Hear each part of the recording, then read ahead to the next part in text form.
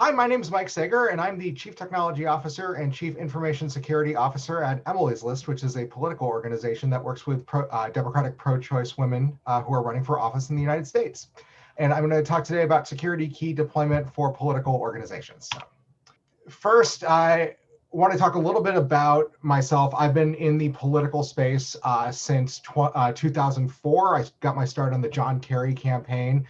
I've worked mostly in technology, although I've also been one of those folks who goes and knocks on doors and talks to voters out there as well. But I've mostly spent my time in technology and data, and then in security as well, working closely both with campaigns as well as with different types of ancillary organizations that work within the wider ecosystem.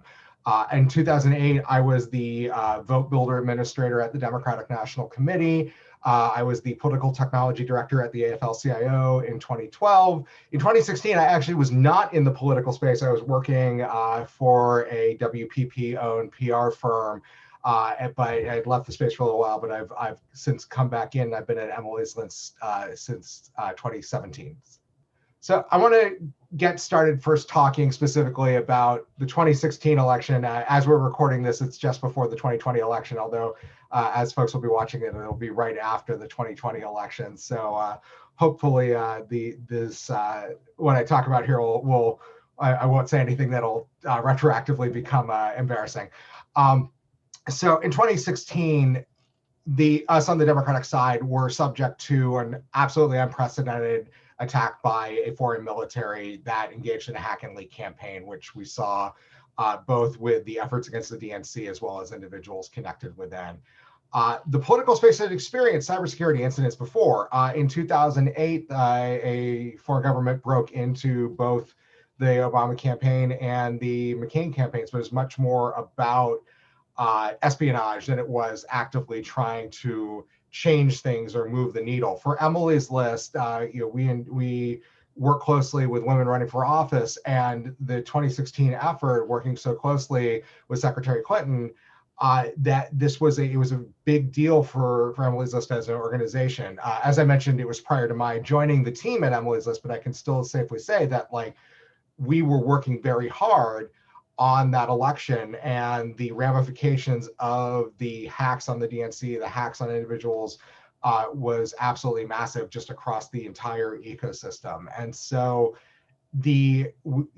speaking on the wider space, and I include myself in this as someone who had worked in the political technology space on the Democratic side for such a long time, we were not prepared for the kinds of efforts that we saw in 2016. And there are any number of reasons that lots of folks will hash out about why that was the case, but ultimately, I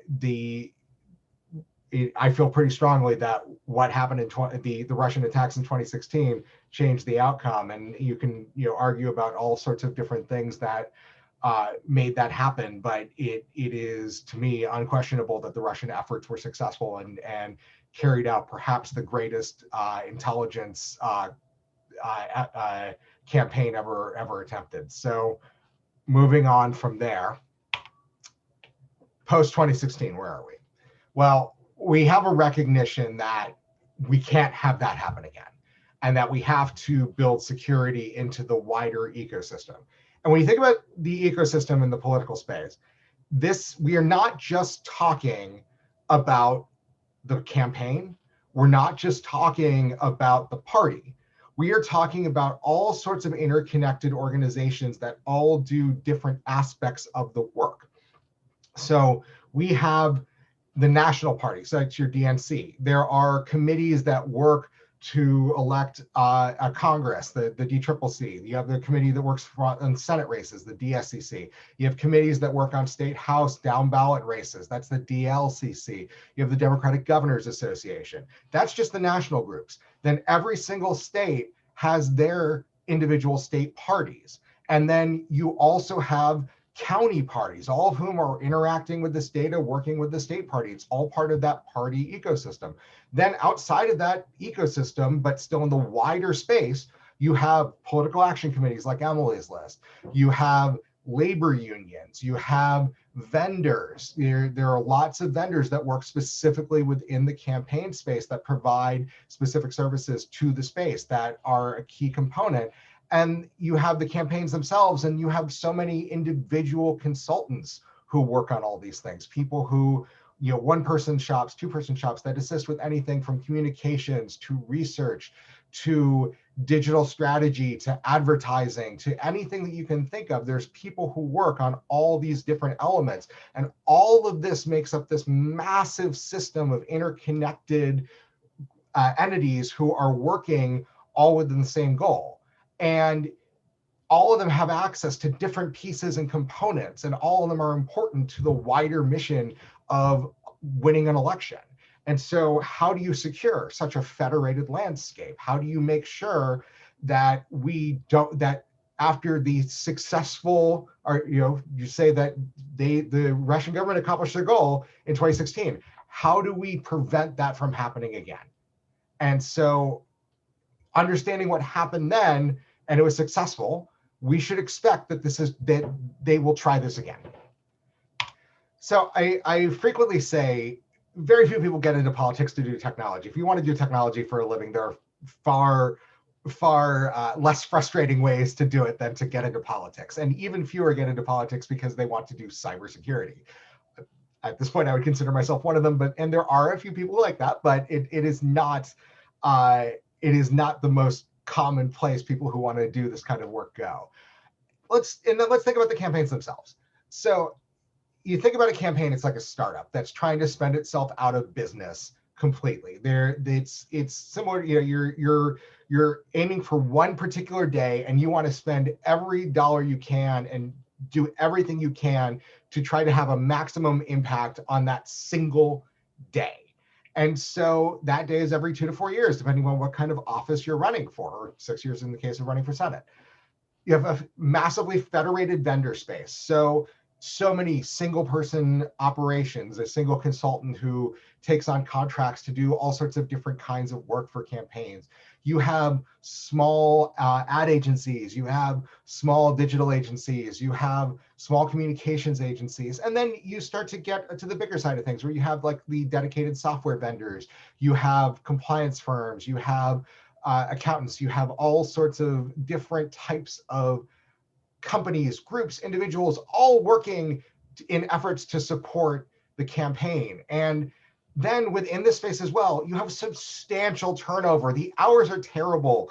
The pay is generally not that great. And it's just, you have so many people who dedicate so much of themselves to this work, and then ultimately they find themselves burning out. And so people will come into politics for a little while, work for a little while, and then they'll move on to their next job, and which is fun, but it also means that frequently in so many different areas of the political space, you essentially are starting anew with a whole different team of people every single election cycle.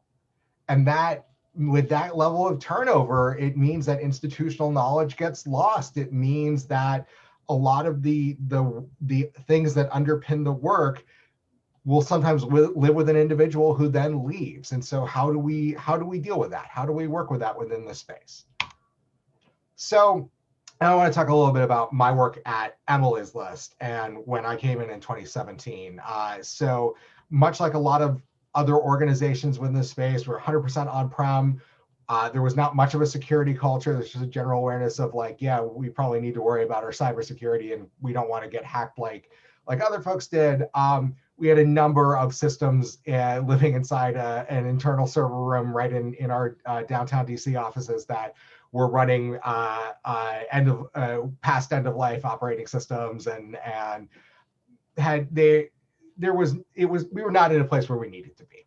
So my mandate coming in, update everything, get things moved to a better place, create a security culture, and then as I have my photo of fish here, make us phishing resistant, because that was one of the big things we were worried about, repeat of what had happened in 2016. And so that led to a lot of having the capital to make a lot of changes organizationally. We moved onto G Suite as our email provider. We moved most of our infrastructure into cloud services, and we started mandating security. We started doing phishing simulation. We started doing a lot of the other work that you would expect to do to modernize the infrastructure of an organization. And so that was a lot of our efforts starting in 2017. And when we started doing that, that led into the decision we made pretty early on to adopt FIDO security keys as our sole method of two-factor for all of our user base at Emily's List. And it took a while to migrate from, we need to have the most at-risk users to we need to have all of our senior staff to we should have all staff to we should have everybody, interns, anyone who who is working with us, working within our technology space. We need to be issuing these as the sole method of two-factor authentication. And one of the big things that helped kick that project up was the Google's rollout of the Advanced Protection Program, which, while rolled out for their consumer product initially, they also provided us documentation on configuration for our G Suite environment to mirror those kinds of settings for us as an organization. And so we began that work of rolling it out. And this was a big change, where we were an organization that went from an on-premises exchange to not even 6 months later having all of our senior staff being having the whole organization on G Suite and the senior staff being 100% security key for all of their enterprise communications. Now, there are still other areas where the adoption was different, and different platforms and different tools that we were using outside of email that we didn't have that luxury at that time. But we've been working on what we can do to drive this adoption of FIDO keys across the board. And at this point now, by the beginning of 2020, we had all of our staff and all of our interns being issued FIDO security keys on the day that they start at Emily's List. And so this was, as we've been doing this, we've had some key takeaways. So the first takeaway that we have from this is that we are treating the keys as if they are disposable. I tell staff when I do the onboarding that if they quit that afternoon, I am not going to ask them for their security key back. And the reason for that is I want them to add those keys to their personal accounts, to all of their personal accounts. So we issue them a primary and a backup, and we tailor the loadout. We ask them, do you have an iPhone? Do you have an Android phone? We ask what kind of computer they want when we're doing the onboarding, and then we're issuing them a PC or a Mac, or in a handful of cases, Chromebooks. And we will work with the user to figure out what their loadout is, and then issue them the form factor of key that is most appropriate for their respective work style, so that this is truly a easy process for them, that they're never fumbling, if we can avoid it, that they're not fumbling for adapters, looking for things that to make, we want to make this as seamless as possible. So we ask those questions as part of the onboarding. We issue them the keys. Now that we've gone to 100% remote, we are sending the keys in the box with them, and then we're activating the accounts once they get have them. So this is all part of the process. When we're doing the onboarding, if they have a personal Gmail account, we are strongly encouraging them to enroll then and there in the Advanced Protection Program. And whether it's myself or my staff who's doing that onboarding process with them, we will take them through, walk them through the process. And so part of our hope here is that we don't expect staff to stay at Emily's List forever. And frequently our staff go out to other campaigns. Usually it's campaigns that we work with. They go out to campaigns, they go out to other orgs, things like that. We want them to take these keys with them. And we want them to be evangelists for these keys across the wider political space. And we're using our organization to help push the adoption across the whole space so that all of us can be more secure. Now, we've been doing this, and I feel that we've been doing this very successfully, but I won't pretend this is without challenge. And so we frequently get questions like, well, what happens if I lose my key? Which, I always say, like, well, if you don't have the key, you don't get in. That's the point. And I've sort of, I ask, like, sometimes, well, what do you do if you lose your house key? What do you do if you lose your car key? And I do sometimes remain a little surprised when people are like, oh, I lose my keys all the time. But that is still and that's a real thing for some folks. And we got to figure out ways to meet people where they are in that. Lots of, is this necessary? This seems hard. Some of that is lessened because of the events of 2016, but it's still the kinds of pushback we get. We are in a position to mandate this on our enterprise accounts. That does not mean that we are able to mandate it on people's personal accounts. And there's oftentimes resistance, especially from folks who are overwhelmed by the conversation about security keys, overwhelmed by the conversation about security, and frequently folks who are some of our more vulnerable people are very resistant to adding it to their personal account. They feel that that is their space, that is theirs, and they do not, and there's still a perception issue. Like, does this mean that I have access to their personal accounts? Of course it doesn't, but that is the kind of thing that our folks will be worried about. Or what happens, if I can unlock their accounts on from an enterprise level, if it's an enterprise account, but if they lock themselves out of their personal account and with these keys, they're like, well, what do I do? How do I get through that? And so these are all the kinds of challenges that we have there. Additionally, even though some of our technology partners have done a great job of driving adoption, there's still plenty of partners who have only partially adopted the keys, don't give us the option to enforce key only. And there are lots of places where just TOTP it's just more common. And then finally, building buy-in from staff. And in my experience, as far as building buy-in from staff for adoption of any technology, but especially one where there's a perception around the ease of use and some of the challenges, I've found that brand new staff, junior staff who are coming in, or new staff who are just hired in the organization, you just say, this is what we're doing, and they go with the flow. I found that when you talk to the most senior staff, like executive director, president of organizations, board members, that there is almost no resistance because they understand that what the risks are, and in their respective positions, they know that mitigating risk is literally their job. And so whether it's mitigating financial risk from a breach, political risk from a hack and leak, or whatever it is, they know that the risks are substantial and that it is important to take those steps. The place where I've often encountered the most challenge is driving adoption with senior VPs and with like senior directors, people who are senior enough in their organization that they run their own operation, they run pretty independently, but they are responsible for a specific area of the operation. They're not responsible for the whole operation, and their focus is a little more narrow.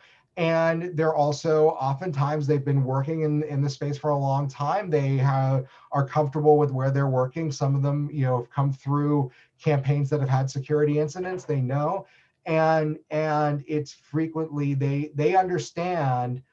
They feel like they understand enough about the work that they don't need to do this, or they don't want to do it, or it's not their priority. And so this is one of the challenges that we frequently run into in the space. I think we figured out good ways to get past that, and we work very hard around that, and it's been a lot of communication and building a lot of trust with the folks that we're trying to protect, and also working very hard to make sure that this kind of stuff is as easy for them to use as possible, and explaining why it's so important. So I've spent a lot of time talking about enterprise accounts, and I've touched on personal accounts, but I really want to talk specifically about personal accounts here. This screenshot here that I have, this little clip, is from the Mueller indictment of the GRU hackers who attacked the DNC. It was the folks from the GRU units who in this indictment came out in 2018. And this grid was from the section that outlined specifically specific incidents of the attack. My understanding is these are not the only incidents. These are the indicted incidents. There are 8 victims listed here. I am confident that I know most of them, if not all of them, personally. And what I always call out to folks and show folks is that half of these listed are personal accounts. Half of them are personal accounts. We have 3 DTrip accounts, we have 1 DNC account, and 4 personal accounts were subject to Russian efforts in 2016. And we're calling this out. Like, one of them is Podesta, but like there are other personal accounts in here that were compromised. I know lots of people who get when they log into their personal Gmail, still get the government attack warning pop up on their screen. Personal accounts are just as vulnerable, and educating staff who frequently switch pretty seamlessly, and this is even more pronounced with work from home, switch seamlessly between personal accounts and work accounts to understand that they're vulnerable in these places as well is a challenge, but it's so important. Within the political space specifically, there's a lot of ways to get open source intelligence about the people who work on political campaigns. It's all public record. And so it is very easy for a dedicated threat actor with resources to figure out where people are and how to attack them. And so adopting technology like FIDO security keys requires the buy-in of the end user everywhere they work. And it's not just on their enterprise account. Like, the way that we are truly going to make people more secure and resistant to account takeovers and the like is by getting them to add these technologies to their personal infrastructure as well. So there are limitations. Like, FIDO is still not supported as a method two-factor for all the major services used by our organization. So, we have users who, we have a lot of users who have office.com accounts, and we have Windows 10 logon. We have other methods for securing that we're not able to do a FIDO security key for them. LastPass, TOTP only with YubiKey. Even though we enforce it, it's still TOTP. It's not the same level of assurance that you get from a FIDO protocol. Rapidly changing technology and support. So like, we will spend a lot of time educating our staff, talking through how to adopt technologies, how to use their work, and then developing workflows, developing training materials, developing all the things that you need to get people successfully onboarded. And then, because this is a new technology, relatively speaking, the technology changes. Google Authenticator basically hasn't changed in probably 5 years, 6 years, which is not that long, but it's a lifetime in this space. But the way that you use security keys to log into your Google account or to log into whatever right now is massively different than it was even a year ago. And think about the BLE keys that were issued. People hate those keys. I count myself as one of them. You had to pair them with your phone. You had to have a cable to use it with your computers. Just they're clunky, and you had to, half the time they weren't charged because they've been sitting in a drawer. It wasn't great. So when we take a step back and look at the wider landscape of the election space, there is this cycle, starting this cycle, there's now a Federal Elections Commission sanctioned organization called Defending Digital Campaigns, DDC, that is able to get low cost and free cybersecurity services and products to federal campaigns across the country. So anyone who's running for the US House, running for US Senate, running for president, and they're able to provide everything from security consulting services, software as a service products, down to security keys themselves. And Google, Yubico, and Microsoft are all participants and sponsors of the DDC, which is absolutely fantastic. And so they have done a lot of work driving key adoption across the space. Prior to the existence of the DDC, you could actually usually figure out who was buying security keys solely by pulling the FEC finance disclosure report and looking in the disbursements lines to see who was paying Yubico. But once the DDC got in place, that was no longer necessary. And so it has made FIDO security keys be available to so many more campaigns who might not otherwise have adopted it. And the DDC staff is fantastic, and they have really gone out of their way to conduct outreach to try to get this stuff in the hands of as many campaigns as possible. And in addition to that, there are other supporting organizations like DigiDems who provide technology support, digital support, et cetera, to different campaigns that are out running for Congress and the like. And the DigiDems have really been driving home the need for keys as well, and assisting with onboarding. Across the whole space, there's been more expectation that two-factor authentication is going to be adopted by vendors, and that is permeating the vendor culture. And then finally, the party committees in the most at-risk campaigns have adopted FIDO security keys, but it's still so vitally important that the rest of the space and the whether it's campaigns, whether it's vendors, whether it's the supporting organizations, are embracing the technology and adopting it, because without fortifying a whole space, there's still going to be lots of other places for a dedicated threat actor to go after. So how do we make sure that's the standard within this space? Security technology must keep a user safe without requiring action from the user. And I think that this is possibly the biggest, most important benefit that FIDO provides, is that if a user goes to use their FIDO security key on the wrong website or a very well-disguised phishing website, it simply will not work. It has to be on the right place to produce the right response, and that it is truly phishing resistant. And this is where TOTP fails, is that a user can still be tricked with TOTP. It is harder to trick and almost impossible, as far as we can tell, to trick a user who is using a FIDO key. Even if the user themselves falls for it, the key is not going to. And how do we make all of our security technology that simple? And how do we ensure that it's easy to enroll and that it just works?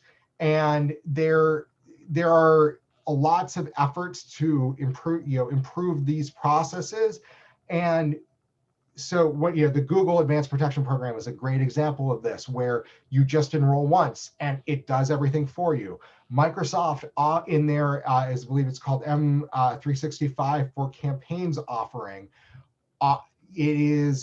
while not specifically FIDO related, they do, when you enroll in that program, you are secure by default. They make the choices, they make the settings, they make the changes in advance, and it doesn't require the user, after they've done the initial onboarding, to go and make any other changes to their infrastructure in order to be as secure as possible. The more that we can do to make security the default and not give the user the opportunity to make themselves not secure, the better we are going to make the whole space.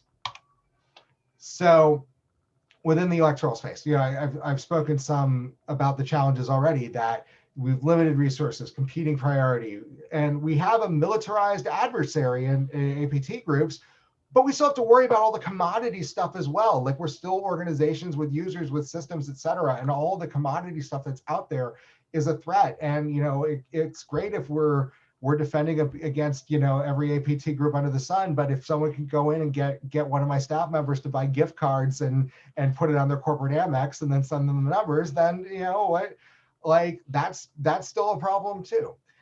Security is going to be one of many priorities when running for office, but it's never going to be the sole one. No one runs for office and says, I'm going to run the most secure campaign that has ever been run. It's when we are lucky, campaigns will bake security into there, and the more that we can do to build that culture, the better we're going to be. But it is still, it is a priority, but is not necessarily the focus. But I will say that as the technology space works closely with the political use case, the electoral use case, with a high risk group of users who are not always the most technically sophisticated, we can adopt these tools like FIDO and other security tools, and that can create security benefit for across the board. And then that is going to create all sorts of other benefits. And so with that, I'll say thank you.